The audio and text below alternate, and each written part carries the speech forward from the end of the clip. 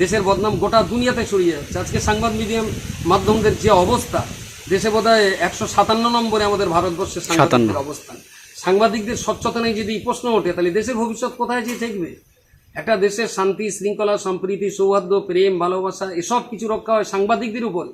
সাংবাদিকদের কলমের পবিত্র কালি যদি দেশের উন্নয়নে ব্যয় না হয়, ব্যক্তি স্বার্থে যদি ব্যয় হয়, তাহলে এটা দেশের জন্য অত্যন্ত বিপজ্জনক। সেই সমস্ত সাংবাদিক বন্ধুদেরকে বলছি, বিভাজনের তাস তো অনেক খেলেছেন, আর বিভাজনের তাস না খেলে ভারতবর্ষের ঐক্যের তাস খেলুন। ভারতবর্ষে কিভাবে সমস্ত মানুষ এক হয়ে ভারতবর্ষের পক্ষে লড়াই করবে, দেশকে এগিয়ে নিয়ে যাবে, দেশের স্বার্থে তারা জীবন দিয়েছেন, তাদের আদর্শকে সামনে রেখে তারা এগিয়ে যাবে, এই ধারণায় আপনারা এগিয়ে আসুন। দয়া করে দেশটাকে এ হিন্দু ও মুসলিম, এ খ্রিস্টান ও বৌদ্ধ, এ দলিত ও আদিবাসী, এ সাদা ও কালো, যত দেশের জনগণের মাঝখানে বিভাজন করবেন, যারা করবেন বিপদ তাদেরই হবে, এবং এর জন্য দেশটাই বিপদে পড়বে। আর দেশের এই বিপদের জন্য যারা এই বিভাজন করছেন দায়ী আসামি হিসেবে তারাই কিন্তু একদিন দেশের কাছে আসামি বলে পরিগণিত হবে। প্রশ্ন করবো না বলবেন? প্রশ্ন করো। হুজুর, বর্তমান দেশের যারা বিরোধী আসনে আছে তারা একটা দাবি তুলেছে যে স্বরাষ্ট্রমন্ত্রী অমিত শাহর পদত্যাগ চাই। কারণ হচ্ছে ছাত্রদের উপর যেভাবে লাঠিচার্জ, প্লেট গান চালানো হয়েছে, এই কারণেই বলছে। এই বিষয়ে আপনি কি বলবেন? দেখুন, আমি চাইবো না ছাত্র আন্দোলনটাকে কেন্দ্র করে কেউ রাজনৈতিক মুনাফা তোলার জন্য মুভমেন্ট করুক।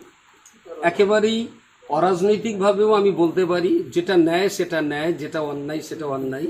ছাত্রদেরকে যারা মেরেছেন তারা নিশ্চিত অন্যায় করেছেন। ছাত্রদের গায়ে হাত ওঠা, একজন অল্প শিক্ষিত মানুষ হয়েও আমি বলছি, এটা কখনো মেনে নেওয়া যায় না। পাশাপাশি ছাত্ররা যদি অন্য কাউকে মেরে থাকে, সেটাও আমাদের ছাত্রদেরকে বোঝাতে হবে তারাও কাজটা ঠিক করেনি। সাংবাদিক আক্রান্ত হওয়া এটা দেশের জন্য অত্যন্ত বদনাম, এটাও আমি ঘৃণা করছি, নিন্দা জানাচ্ছি। কিন্তু সাংবাদিক যারা উস্কানি দিয়েছেন বাচ্চাদেরকে নিয়ে, এই সমস্ত সাংবাদিকদেরকে অত্যন্ত সংযত হওয়া উচিত।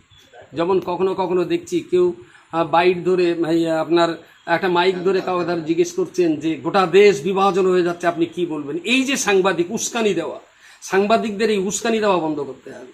ছাত্রদের মার খাওয়াটা যারা মেরেছেন তারা চূড়ান্ত অন্যায় করেছেন, কিন্তু সেই মার সহ্য করার পরেও ছাত্ররা যদি কোনো সাংবাদিককে মেরে থাকেন, আমি বলছি মারটা তারা ঠিক করেনি, ছাত্ররাও ভুল করেছে। তবে নিশ্চয়ই এই উভয়ের ভুলের মাঝখানে সূত্রপাত কোথায়?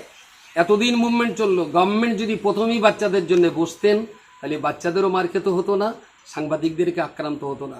তাহলে সব অপরাধের দায়ভার কিন্তু তাদেরকেই দিতে হবে। তারা যদি এইটাকে গুরুত্ব দিতেন, ছাত্রদের শিক্ষার মূল্যায়ন যদি করতেন, তাদের আন্দোলনের গুরুত্ব যদি উপলব্ধি করতেন, প্রথম টাইমেই যদি তাদের সঙ্গে বসতেন, আলোচনায় আসতেন, আমি মনে করি গণতন্ত্রের সবচেয়ে বড় একটা শক্তিশালী জায়গা হলো আলোচনা। পক্ষে বিপক্ষে হাজারো প্রশ্ন উঠতে পারে, তার জন্য আলোচনার টেবিল সবসময় খোলা থাকতে হবে। যত বেশি আমরা পক্ষ বিপক্ষ সবাই আলোচনার টেবিলে আসব, ততই আমাদের দেশের কল্যাণ, ততই আমাদের দেশের সম্মান বৃদ্ধি পাবে।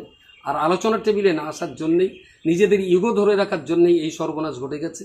এই সর্বনাশ ভারতবর্ষে আর কখনো ঘটুক, এটা আমাদের কারোরই কাম্য নয়।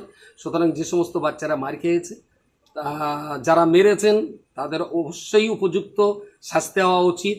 ছাত্রদের দ্বারাতে যদি কোনো সাংবাদিক আক্রান্ত হয়ে থাকে, তার জন্যে তারা ক্ষমা চাইলেই যথেষ্ট। পাল্টা আমি কোনো ছাত্রের শাস্তি চাইতে পারি, এই সাহস আমার নেই। কারণ যারা শিক্ষিত, যারা শিক্ষা দীক্ষা করছেন, তারা যাদের ভারতবর্ষের জাতীয় ভবিষ্যৎ তারা, সুতরাং তাদের শাস্তি একটাই, তারা একটু ক্ষমা চেয়ে নিতে পারে সাংবাদিকদের কাছে। কোনো ছাত্রের শাস্তি হোক, এটা আমি চাই না।